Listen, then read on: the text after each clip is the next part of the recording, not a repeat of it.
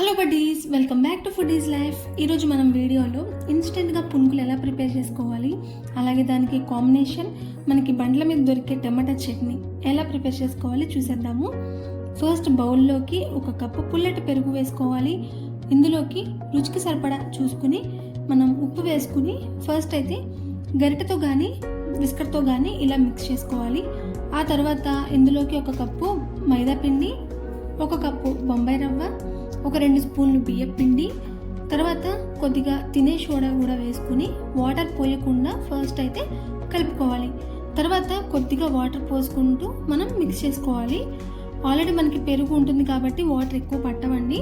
చూసుకుని ఇలా కన్సిస్టెన్సీలో వచ్చేంత వరకు కలుపుకుని పైన మూత పెట్టుకుని ఒక 20 నిమిషాల పాటు నానబెట్టుకోవాలి. ఈ లోపల చట్నీ అయితే ప్రిపేర్ చేసుకుందాము. దీనికోసం 5-6 టమాటా ముక్కలు, 1 ఇంచు అల్లం ముక్క, కారానికి సరిపడా చూసుకుని పచ్చిమిరపకాయలు, 1 స్పూన్ అంత పంచదార, ముక్కలు మునిగేంత వరకు వాటర్ పోసుకుని మనం ఫస్ట్ అయితే బాగా కలుపుకోవాలి.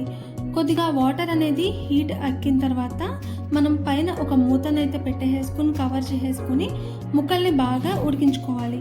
ఇలా మూత తీసి చూస్తే మనకి ఈ టమాటా ముక్కలన్నీ కూడా బాగా మగ్గిపోయి ఉన్నాయి కాబట్టి ఇవన్నీ ఒక ప్లేట్లోకి తీసేసుకుని అదే హాట్గా ఉన్న వాటర్లోకి కొత్తిమీర కూడా వేసుకోవాలి. ఆ వేడికి అది కొంచెం మగ్గుతుంది. ఈ లోపల మనం మిక్సీ జార్లోకి టమాటా ముక్కలు, అల్లము, పచ్చిమిరపకాయలు, అలాగే ఒక 3-4 వెల్లుల్లిపాయ రెబ్బలు, 1 స్పూన్ అంత జీలకర్ర వేసుకుని మిక్సీ జార్లో మెత్తగా మిక్స్ చేసుకోవాలి. మరి మెత్తగా కాకుండా కొంచెం బరగ్గా చేసుకోండి. ఆ తర్వాత ఇవి వాటర్లోకి అయితే ట్రాన్స్ఫర్ చేసుకున్నాను. మనకి చట్నీ అయితే రెడీ అయిపోయింది. ఇప్పుడు మనం పునుకులు అయితే ప్రిపేర్ చేసుకుందాం. 20 నిమిషాల నుంచి నానబెడుతున్న ఈ పిండిలోకి ఒకసారి కలిపేసుకుని ఉల్లిపాయ ముక్కలు, అలాగే పచ్చిమిరపకాయ ముక్కలు, సన్నగా తరుక్కున్న కొత్తిమీర, అలాగే కరివేపాకు ముక్కలు కూడా వేసేసుకుని ఫస్ట్ బాగా మిక్స్ చేసుకోవాలి. ఇలా మిక్స్ చేసుకున్న తర్వాత కన్సిస్టెన్సీ ఒకసారి చూసుకోండి. పిండిది మరీ జారుగా మరీ గట్టిగా కాకుండా ఉండాలి.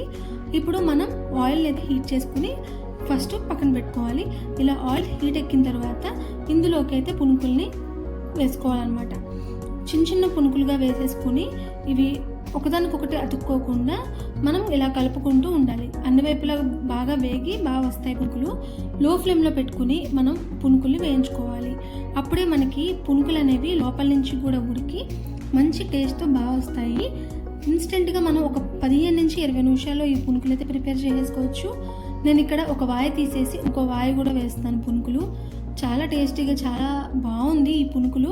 మనం ఇన్స్టెంట్గా ప్రిపేర్ చేసుకోవచ్చు, ఎక్కువ టైం కూడా పట్టదు కాబట్టి. సో ఇప్పుడు మనం ఈ పునుకులన్నీ కూడా ప్రిపేర్ చేసేసుకున్నాము. అలాగే చట్నీ కూడా అయిపోయింది. వీటన్నిటిని మనం ఒక ప్లేట్లోకి అయితే ట్రాన్స్ఫర్ చేసేసుకుంటున్నాము. అలాగే నేను ప్రిపేర్ చేసుకున్న ఈ పల్చటి టమాటా చట్నీని ఒక బౌల్లోకి అయితే వేసుకుంటున్నాను. ఇప్పుడు మనం టేస్ట్ చేసి చూద్దాము ఎలా ఉంది అనేది. మనకి పునుకులు అనేది బాగా లోపల కూడా ఉడికి చాలా బాగుంది. ఇప్పుడు మనం ఈ చట్నీ కాంబినేషన్తో మనం టేస్ట్ చేద్దాము. సో ఇక్కడ చట్నీతో పునుకులు చాలా టేస్టీగా ఉన్నాయి. ఇంకెటువంటి పల్లి చట్నీ కూడా అవసరం లేదు, చాలా బాగున్నాయి అనమాట. సో మీరు కూడా ఒకసారి ట్రై చేయండి. ఎలా వచ్చింది అనేది కమెంట్ చేయండి. నా వీడియోస్ అన్నీ చూసి నా ఛానల్ సబ్స్క్రైబ్ చేసుకోండి.